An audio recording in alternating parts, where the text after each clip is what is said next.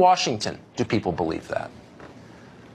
Douglas Macgregor is a retired colonel. He's author of the book Margin of Victory, 5 Battles That Changed the Face of Modern War, and he joins us tonight. Colonel, thanks very much for coming on. It is in no way to denigrate the service of our troops who are improving the lives of foreigners, a lot of foreigners in a lot of different places. But why do you think it's so repugnant to our leadership class that they would help protect us? Well, first of all, let me point out, contrary to what Brother Boot is saying, there are no Russian armies massing on the borders of Europe prepared to strike west and conquer Europe. None. There are no Chinese armies massing on the borders of Southeast Asia or on the border with Korea ready to pounce on the Korean Peninsula or invade Vietnam and Thailand. They don't exist. So there is no imminent threat, contrary to popular belief. These troops do not have to be overseas where they are. So why are they there? Very simply because special interests enrich the ruling class. The lobbies that exist, foreign and domestic, have enormous money, and it pays people on the Hill, obviously a great deal of money, to support whatever involves overseas contingencies. So the overseas contingencies, the overseas presence, is a cash machine. So just to get back to first principles for a second, the purpose of the U.S. military is to defend the United States, correct? Correct. So if there is a threat to the territorial sovereignty of the United States, the U.S. military, you would think... Absolutely. Title 10 of the United States Code specifically says just what you've said. And the Army in particular, in addition to conducting decisive operations on land, has the task of conducting the mission for wide area security. So the U.S. Army belongs on the border right now, and it's perfectly obvious to everyone on the border. You can add more patrolmen. You can add more customs officers.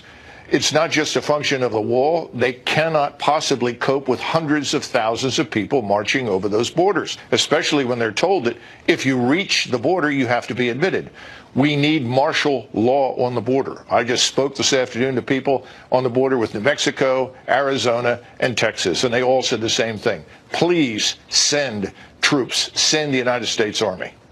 So we're going to put on the screen a list of places the U.S. military is committed, and I think maybe some of our viewers might not be aware of the scale of the commitment. And again, this is not criticism of those troops who are doing their duty and doing it well.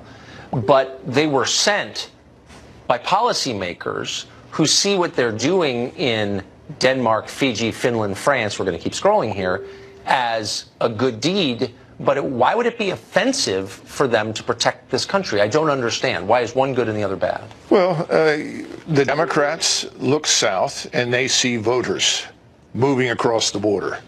The Republicans are afraid of losing votes, and so they lack the courage to stand up and say stop. Those are the two problems. No one on the left is going to advocate for the defense of that border, because they see in the future a foundation, a human foundation, for a permanent dictatorship of the left. So, I mean, you spent your life in the military. Tell me, if you were to ask your average frontline infantryman in the U.S.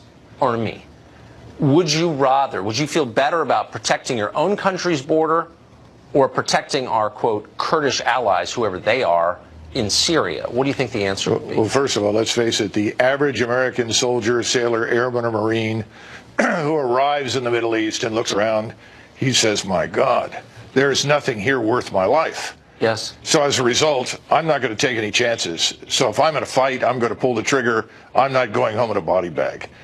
The average soldier, sailor, airman, and Marine doesn't see anything in Afghanistan or the Middle East, or for the most part in Africa, that justifies the loss of his life. So, to answer your first question, they would all be delighted to defend the United States, to defend our borders, particularly the Mexican border, without question. The generals, of course, are part of the ruling class here in Washington.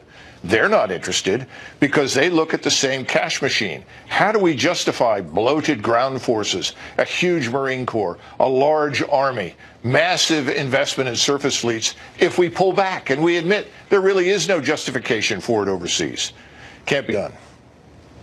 Grim but smart. Thank you, Colonel. It's great to see you. It always is. Great to see you. So why should the United States